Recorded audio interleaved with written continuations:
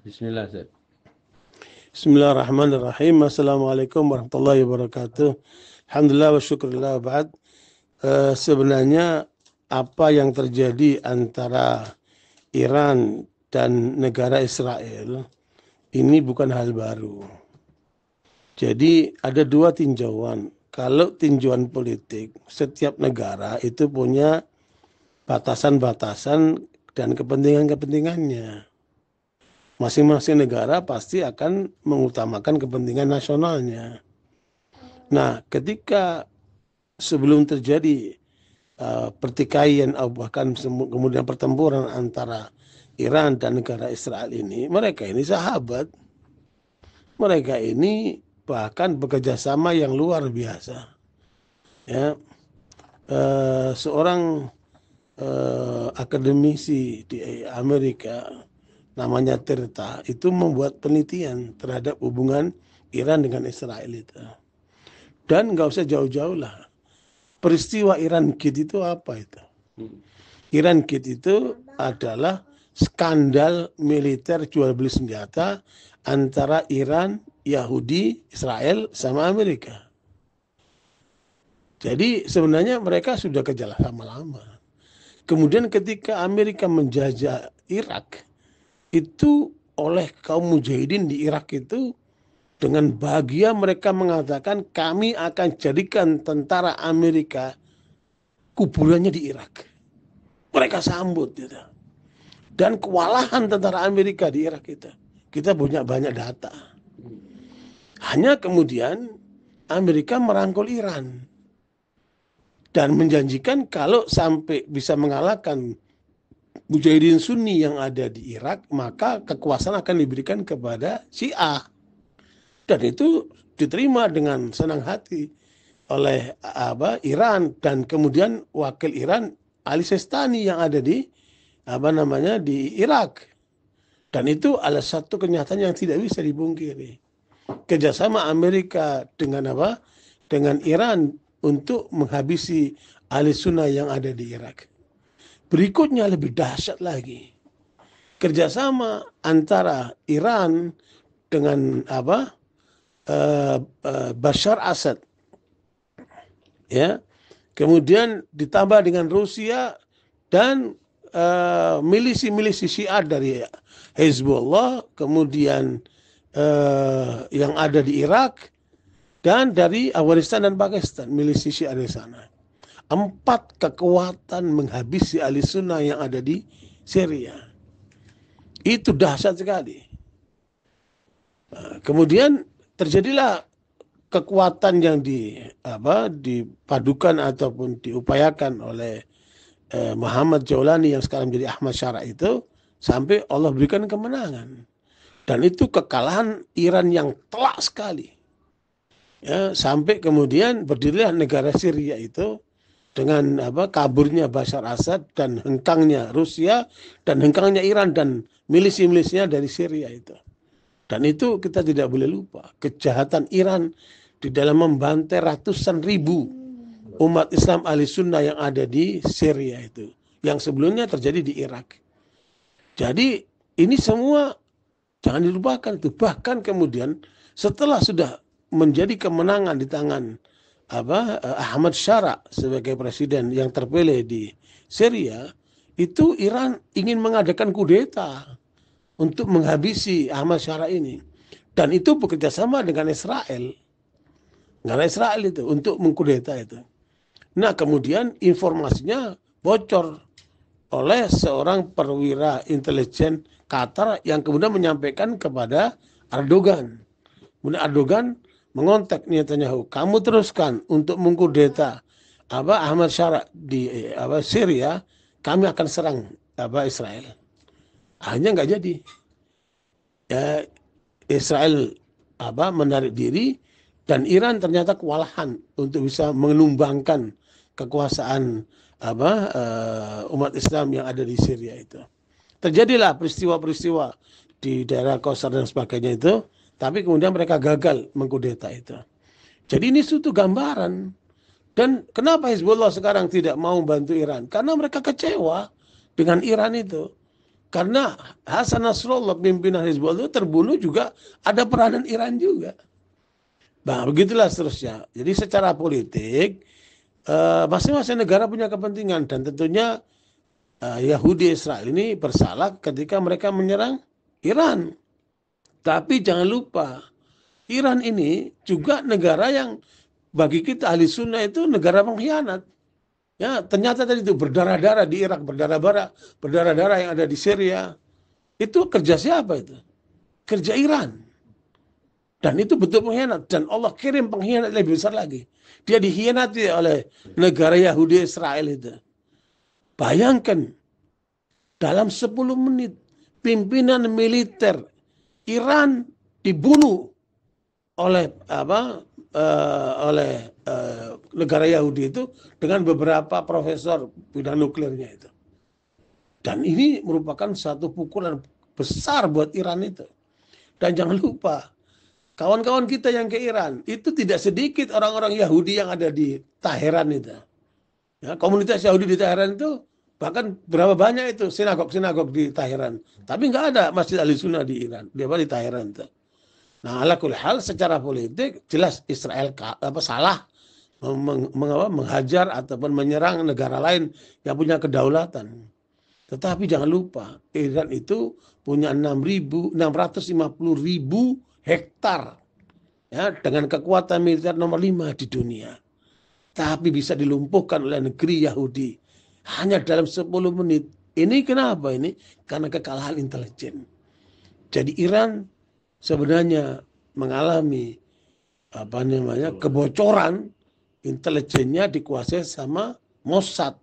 Dan ini menjadi penting buat kita umat Islam, ahli sunnah supaya sadar itu. Coba kita bandingkan. Ya, Iran dilumpuhkan para pembesar-pembesarnya itu dalam cuma 10 menit. Lihat itu Gaza, cuma 350 kilometer, 350 kilometer itu Gaza itu. Sudah berperang dengan Yahudi Israel 20 bulan. Satu pun mereka tidak bisa mengambil tawanan yang ada di Mujahidin yang ada di Gaza itu. Itu menunjukkan apa itu? Nah, mental keimanan para Mujahidin di Gaza itu luar biasa. Mereka murni tidak tertembus oleh kekuatan Mossad seperti yang terjadi di Iran itu. Jadi secara politik memang Yahudi Israel bersalah ya, dan melakukan agresi. Dan undang-undang seluruh dunia pun menetapkan kalau kemudian diserang maka berhak untuk membela diri. Maka sekarang ini Iran ini bukan untuk membela Islam, bukan untuk membela Palestina, bukan untuk membela Baitul Maqdis, tapi ini adalah menjaga kehormatan mereka karena diserang secara undang-undang internasional. Siapa yang diserang berhak untuk membalas. Itu. Jadi bukan untuk perjuangan Islam, bukan untuk perjuangan-perjuangan yang digambarkan oleh sebagian orang itu. Ini dari sisi politik, dari sisi syar'i, kita sebagai ahli sunnah memang melihat Iran itu ada dua. Sebagai negara yang di dalam undang-undangnya menetapkan sebagai negara yang berdasarkan Syiah, Imamiyah, Itsna Asyariyah, Ja'fariyah. Dan itu berarti mereka menggunakan sekte yang menyimpang menurut kita ahli sunnah wal jamaah. Antum bisa lihat rukun iman dalam Syiah, Imamiyah, Itsna Asyariyah, Ja'fariyah itu ada 5. Dan itu tertuang dalam kitab-kitab mereka. Dan oleh Ormas Syiah di Indonesia ada Ijabi yang berdiri tahun 2000. Ya, dalam buku 40 masalah Syiah diterbitkan oleh Ijabi. Itu disebutkan ada 5 rukun iman Syiah itu. Kemudian pada buku putih yang dikeluarkan oleh Abi 2011, berdirinya Abi itu, mengatakan pada halaman 11 itu, rukun iman Syiah ada 11. Ada apa? Ada 5. Yang pertama itu adalah tauhid, yang kedua itu keadilan Tuhan, yang ketiga itu kenabian, yang keempat adalah imamah, keimamahan, yakin dengan para imam mereka 12 itu, dan yang kelima adalah ma'ad. Itulah rukun iman Syiah. Dan ini bertentangan dengan yang diajarkan Nabi Muhammad SAW kepada kita. Ya, ada 6 rukun iman. Dari sisi keimanannya sudah kita beda. Dari sisi Islamnya, mereka meyakini rukun Islam mereka beda dengan rukun Islam kita. Kalau dalam buku 40 masalah Syiah yang terbitkan oleh Ijabi, malah disebutkan 11. Ya, rukun Islam mereka itu. Tapi kalau saya baca dari sumber Syiah, Usul Kafi ya juz 2 itu menyebutkan 5 rukun Islam mereka. Pertama ada ya loyalitas kepada para imam. Namanya wilayah. Yang kedua adalah sholat. Sholatnya pun kalau diperhatikan jelas agak beda antara Syiah dengan Sunni ya. Bahkan menurut Syiah itu orang yang membaca amin ketika sholat itu membatalkan sholat. Gitu. Kemudian puasa Ramadan. Kemudian zakat dan haji 5. Nah, Imam Syiah Abu Ja'far ya, Muhammad Al-Baqir ditanya dari 5 unsur rukun Islam itu dalam ajaran Syiah itu mana yang lebih penting? Maka beliau menjawab yang lebih penting adalah al-wilayah, loyalitas kepada imam.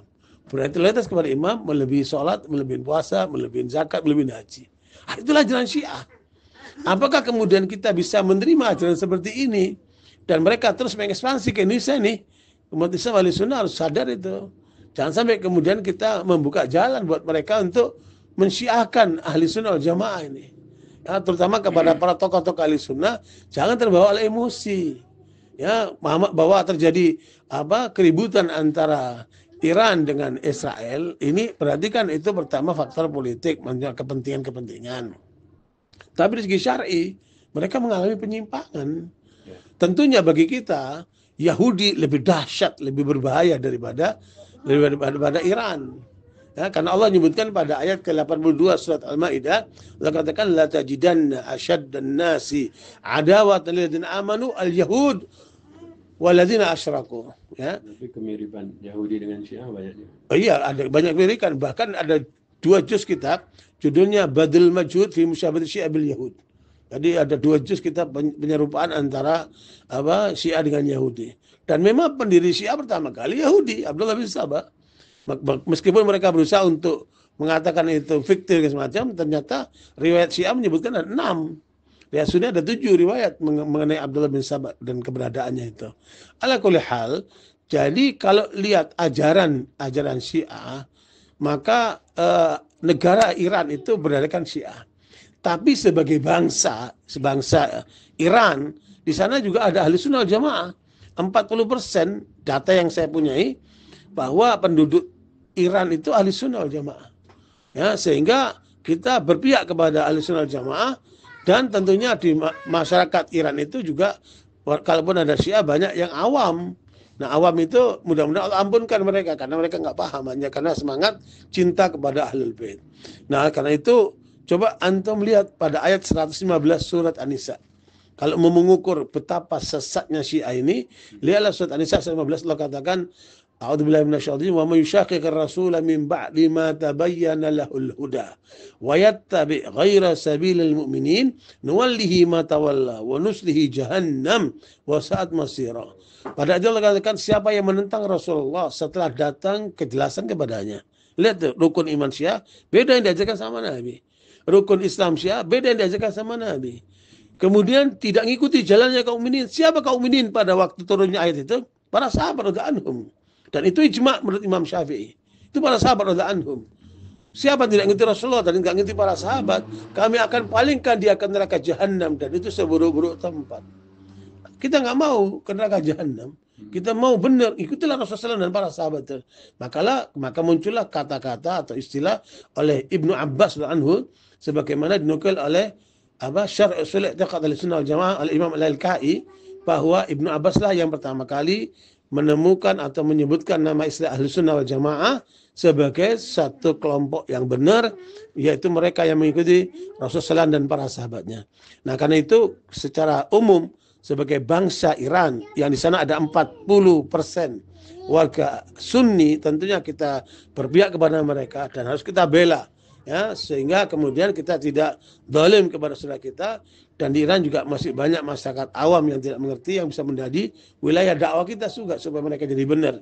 Nah, karenanya sikap kita dalam kajian syar'inya kita menolak Syiah sebagai ajaran yang menyimpang, tapi sebagai umat Islam kita harus membela mereka sesuai dengan kemampuan kita masing-masing, terutama ahli sunnah yang sedang mengalami derita yang ada di Iran itu. Karena itu umat Islam harus bersatu untuk melawan kezaliman dan kejahatan Yahudi Zionis yang telah merugikan banyak umat Islam di seluruh dunia, terutama yang ada di Gaza dengan pembantaian genocide itu. Sekaligus kemudian kita juga membela saudara kita yang sedang terdalimi di Iran sana karena mereka mengalami tertekan dan sebagainya. Untuk itu kan mari kita umat Islam bersatu membela Islam dan menyadarkan mereka yang salah supaya kembali kepada kebenaran. Dan kalau seandainya umat Islam bersatu menghadapi Yahudi itu, insya Allah kalau seluruh umat Islam meludahin saja itu selesai itu Yahudi itu, kan? Karena jumlah mereka cuma 10 juta. Ya, sementara kita ini 1,5 miliar lebih itu ahli sunnah jamaah itu. Barakallahu, semoga Allah Ta'ala memberikan kekuatan kepada kita. Ayo kita satukan barisan, wa'tasimu bihablillahi jami'ah wala tafarraqu. Mudah-mudahan dengan itu kekuatan Islam ke depan tidak akan bisa dikalahkan. Sebagai contoh ya, mujahidin Afghanistan ya itu telah dikepung oleh kekuatan Uni Soviet, tapi mereka bertahan dan bisa menang. Kemudian mereka diusahakan untuk dihabisin oleh Amerika dan NATO. Mereka bertahan 20 tahun dan akhirnya mereka pun menang, mengalahkan kekuatan Amerika dan NATO itu. Artinya umat Islam punya pengalaman yang luar biasa di Afghanistan, bisa mengalahkan kekuatan Uni Soviet dan mengalahkan kekuatan Amerika dan NATO. Artinya apa? Iman itu bisa mengalahkan semuanya. Masalahnya itu masalah di keimanan kita ini kita perbaiki. Insya Allah senjata akan muncul itu. Dan kekuatan Allah berikan kekuatan yang baru. Barakallahu fiikum. Wassalamualaikum warahmatullahi wabarakatuh. Alhamdulillah. Masya Allah.